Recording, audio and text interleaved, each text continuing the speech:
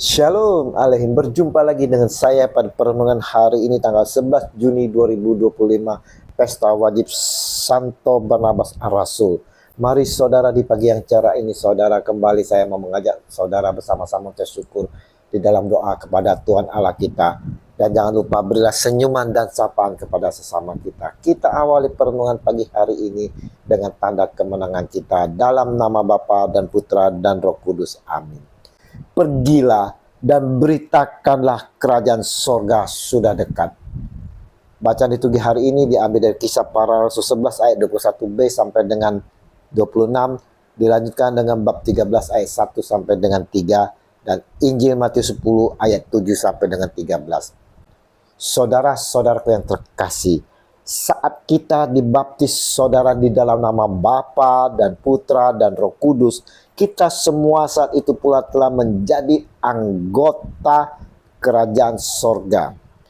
Bukan saja sebagai anggota kerajaan sorga saudara, tetapi kita juga sebagai anak-anak Allah. Nah, sudahkah kita semua, saya dan saudara, merupakan bagian anggota kerajaan sorga sebagai anak-anak Allah? Sebagai bagian anggota kerajaan sorga saudara, kita semua nyatakan hidup di dalam persatuan, kesatuan bersama di dalam perayaan Ekaristi. Setiap merayakan Ekaristi, setelah diberkati saudara, kita pun diutus. Pergilah, karena kita diutus. Injil yang kita baca hari ini pun saudaraku yang terkasih, Yesus menegaskan kembali kepada kita yang telah menjadi bagian kerajaan sorga. Pergilah dan beritakanlah kerajaan sorga sudah dekat. Matius 10 ayat 7. Ini merupakan juga amanat terakhir dari Yesus kepada kita saudara. Karena itu pergilah, jadikanlah semua bangsa muridku dan baptislah mereka dalam nama Bapa dan Anak dan Roh Kudus, dan ajarlah mereka melakukan segala sesuatu yang telah kuperintahkan kepadamu. Dan ketahuilah, aku menyertai kamu senantiasa sampai kepada akhir zaman. Matius 28 ayat 19 dan 20. Dikatakan di sini saudara, pergilah. Ini mau menunjukkan kepada saya dan saudara untuk tidak duduk diam menunggu berkat-berkat dari Tuhan saudara. Kita tidak diminta hanya duduk mengangkat kaki sambil nonton TV saudara, tidak saudara, tapi kita dituntut saudara untuk bangkit saudara, bangkit berdiri, melangkah maju keluar, melihat sekitar kita yang kehidupan mereka di dalam kegelapan tersesat saudara, yang tak ada jalan arah, sehingga kehidupan mereka terombang-ambing dan mereka di dalam kepanikan. Nah saudaraku yang terkasih, sudahkah kita bangkit saudara, bangkit melangkah menghampiri orang-orang di sekitar kita ini saudara. Entah itu pasangan kita, anak kita, orang tua, mertua kita, saudara-saudara kita, komunitas kita, yang kehidupan mereka terombang-ambing dalam kepanikan. Untuk apa kita menghampiri mereka? Untuk apa? Bukannya untuk menggosip yang mana mungkin akan menambah buruk situasi kehidupan mereka. Bukan itu saudara. Tapi kata Yesus, beritakanlah. Beritakanlah kerajaan sorga sudah dekat. Beritakanlah kerajaan sorga yang sudah dekat, agar mereka mengalami pertobatan. Ingat saudaraku, dalam perutusan ini kita diutus tidak di zona aman yang kita harapkan saudara.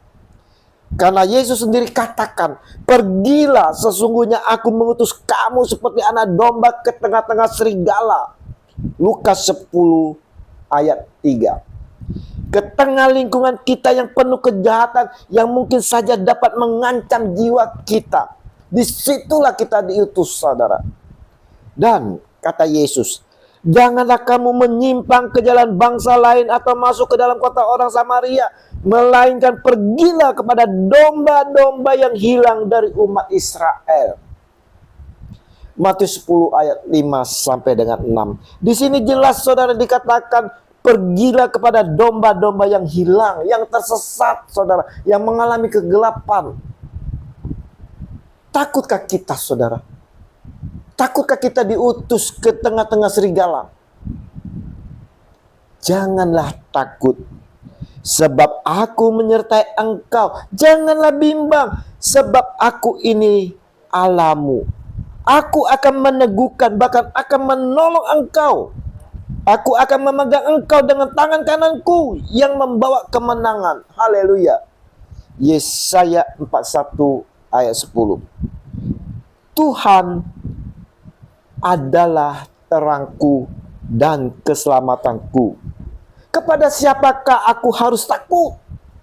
Tuhan adalah benteng hidupku. Terhadap siapakah aku harus gemetar? Mazmur 27 ayat 1. Jangan takut, teruslah memberitakan firman dan jangan diam. Kisah Para Rasul 18 ayat 9. Saudara, dari ayat-ayat ini saudara sungguh menguatkan kita saudara. Jadi untuk apa kita takut saudara? Karena Allah Tuhan kita ada di pihak kita. Yang Yesus minta saat ini adalah, ikutlah aku. Kata Yesus, setiap orang yang mau mengikuti aku, ia harus menyangkal dirinya, memikul salibnya, dan mengikut aku. Matius 16 ayat 24. Seperti Santo Barnabas Rasul yang mana gereja hari ini merayakan pestanya saudara. Barnabas dan Saulus telah ditentukan secara khusus untuk dalam perutusan. Di mana pada saat para murid bersekutu saudara, pada suatu hari ketika mereka beribadah kepada Tuhan dan berpuasa, berkatalah Roh Kudus, khususkanlah Barnabas dan Saulus bagiku untuk tugas yang telah kutentukan bagi mereka.